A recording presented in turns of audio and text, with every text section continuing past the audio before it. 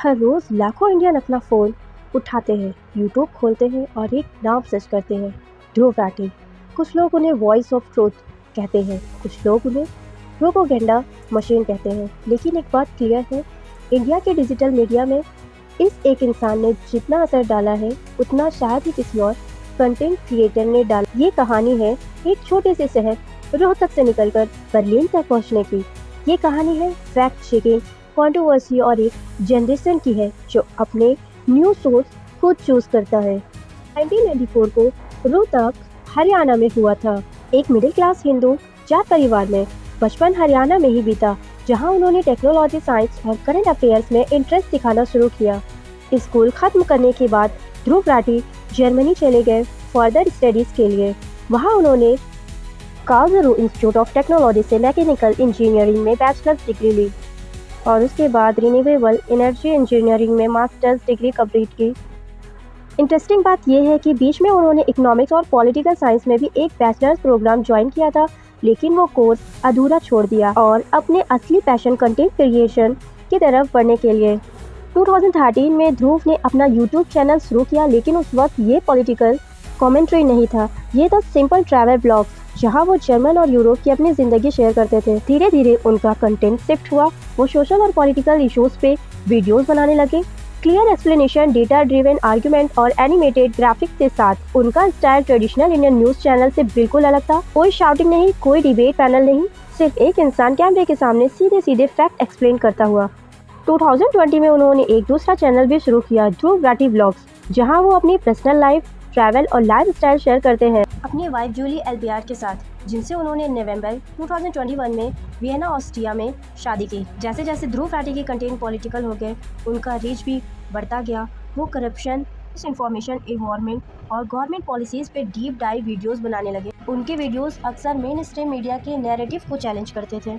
2022 में एक वीडियो जिसमें उन्होंने पाकिस्तान के पॉलिटिकल क्राइसिस पे कमेंट किया था, इंडिया के मिनिस्टर ऑफ इंफॉर्मेशन ब्रॉडकास्टिंग ने ब्लॉक कर दिया क्योंकि उसमें कश्मीर की एक डिस्टॉर्टेड मैप दिखाया गया था जो इंडिया के ऑफिशियल स्टैंड के अगेंस्ट था। इसी तरह जब controversial film the Kerala story release हुई, ध्रुव ने एक 23 मिनट वीडियो बनाई जिसमें उन्होंने क्लेम किया कि फिल्म एक हिंदू नेशनलिस्ट नैरेटिव पुश कर रही है। वीडियो काफी वायरल हुआ, लेकिन इसी के साथ आए सेवर बैकलेस भी, जिसमें उनकी वाइफ को ऑनलाइन थ्रेट्स तक मिली। यह सिर्फ एक पैटर्न बन गया, जब भी ध्रुव कोई हाई प्रोफाइल टॉपिक पे वीडियो बनाते, वो एक बड़ी बहस का हिस्सा बन जाता, कभी सपोर्ट में तो कभी विरोध में। 2026 में बीजेपी मुंबई स्पोक्सपर्सन सुरेश नफवा ने ध्रुव के अगेंस्ट एक डिफेमेशन केस भी फाइल किया, एक वीडियो को लेकर जिसमें उन्होंने गोदी यूट्यूबर टर्म्स यूज किया था। ध्रुव का असर सिर्फ इंडिया तक सीमित नहीं रहा। टाइम्स मैगजीन ने उन्हें अपनी नेक्स्ट जनरेशन लीडर लिस्ट में फीचर किया। उन्होंने नेटफ्लिक्स इंडिया के साथ डिकोड विद ध्रुव जैसा शो भी किया। डच वैले के साथ DW ट्रैवल प्रोजेक्ट पर काम किया। 45 पे उनके पॉडकास्ट महाभारत पे ध्रुव राठी भी है। लेकिन ध्रुव राठी के सक्सेस स्टोरी के साथ साथ कुछ सवाल भी आते हैं। ध्रुव के क्रिटिक्स के कहना है कि उनके कंटेंट में कभी कभी फैक्चुअल एरर होते हैं। उनका बड़ा रीच इन एरर्स को और भी रिस्की बना देता है। रिसेंटली फिल्म धुरंधर के डायरेक्टर आदित्य धर ने भी ध्रुव के एक वीडियो पर रिएक्शन दिया, जिसमें ध्रुव ने फिल्म को डेंजरस प्रोपेगेंडा बताया था। इन सब कंट्रोवर्सीज के बीच एक इम्पोर्टेंट डिबेट ये है, क्या एक कंटेंट क्रिएटर जिसके पास इतना बड़ा रीच है उससे एक्स्ट्रा अकाउंटेबिलिटी फॉलो करनी चाहिए? दूसरी तरफ क्या क्रिटिसिज्म सिर्फ इसलिए हो रही है क्योंकि उनके व्यूअर्स पावरफुल लोगों को अनकंफर्टेबल करते हैं? ध्रुव की पॉपुलैरिटी कम नहीं है बल्कि बढ़ती ही गई है।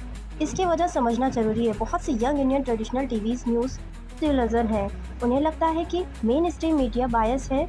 ऐसे में ध्रुव राठी जैसे फॉर्मेट काम स्ट्रक्चर डेटा के साथ उन्हें ज़्यादा ट्रस्टवर्दी लगता है। कि सपोर्टर्स का कहना है कि चाहे हर बात 100% परफेक्ट ना हो, लेकिन वो इम्पोर्टेंट इश्यूज को मेन स्ट्रीम डिस्कोर्स लाते हैं जो ट्रेडिशनल मीडिया अक्सर करके अवॉइड कर देती है, जैसे इन्वायरमेंट, अनएम्प्लॉयमेंट और गवर्नमेंट अकाउंटेबिलिटी। इसलिए ध्रुव राठी की कहानी सिर्फ एक यूट्यूबर की कहानी नहीं है, यह कहानी है एक बदलते हुए मीडिया लैंडस्केप की, जहां ट्रेडिशनल टीवी चैनल्स, न्यूज़पेपर अपना कंट्रोल खो रहे हैं और इंडिविजुअल क्रिएटर्स सीधे करोड़ लोगों तक अपनी बात पहुंचा सकते हैं। ध्रुव राठी डिजिटल जर्नलिस्ट के फ्यूचर है या बायस नैरेटिव के नया चेहरा, ये फैसला शायद हर व्यूअर अपने आप करेगा। उन्होंने दिखा दिया है कि इंडिया में डिजिटल मीडिया के असर अब किसी भी ट्रेडिशनल इंस्टीट्यूट से कम नहीं है। ध्रुव राठी यंग पीपल के लिए एक लीडर के रूप में है।